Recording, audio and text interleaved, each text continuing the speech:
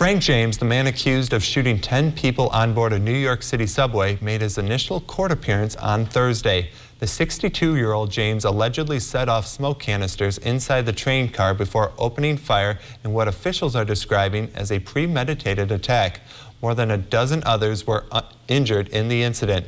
During the hearing, James nodded when a judge asked him if he could understand the federal charge against him. He waived his rights to a preliminary hearing and was ordered to be detained without bond.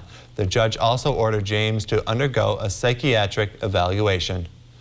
Florida Governor Ron DeSantis signed a bill that puts restrictions on abortion. The law bans abortions after 15 weeks of pregnancy without exemptions for rape, incest, or human trafficking. It does allow exemptions if the pregnancy is a serious risk to the mother or if a fetal abnormality is detected. If two physicians confirm the diagnosis in writing, previously, Florida allowed abortions through the second trimester, making it one of the most lenient southeastern states for abortion. Abortion advocates say the change will impact the whole region, given that women from neighboring states often travel to Florida for the procedure. Before signing the bill, DeSantis said they are defending those who can't defend themselves. And the bill goes into effect July 1st, and in a tweet in March, President Biden called it a dangerous bill that will severely restrict women's access to reproductive health care. A judge's ruling on Thursday allows the defense team for a South Carolina death row inmate to research whether the state's methods of execution law violates the state's constitution.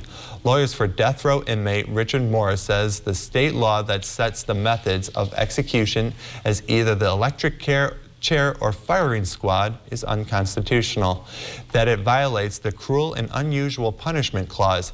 They also question the Department of Corrections claims that the drugs used for lethal injections aren't available.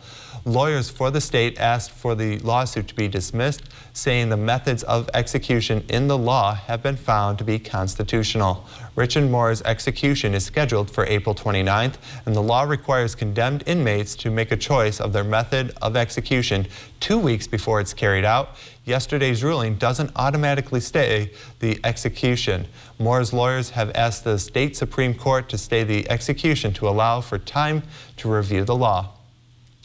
Ukraine is claiming a big win after a Russian warship sunk in the Black Sea. U.S. officials say the loss of the vessel is a major blow to Russia's military stockpile. NBC's Bree Jackson has more.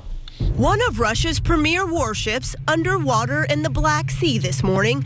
Ukrainians claim their cruise missiles inflicted heavy damage, causing the ship to sink. We cannot confirm the Ukrainian reports that it was hit by a missile, but we are also not in a position to refute that. Russia put the blame on ammunition detonating on board. No matter the cause, military experts say it is another setback for Russian forces. U.S. officials warn Russian President Vladimir Putin may consider using nuclear weapons. We watch for that very intently. It's, one of our most important responsibilities at CIA.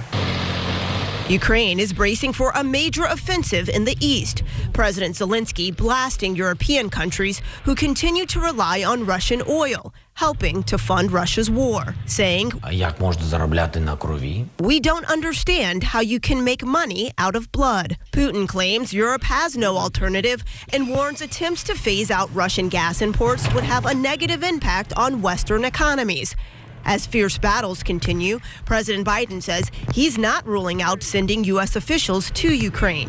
Will you send senior officials to Ukraine? Well, we're making that decision now. As we await a decision on that, $800 million in military aid is now on its way. In Washington, Bree Jackson for NBC News.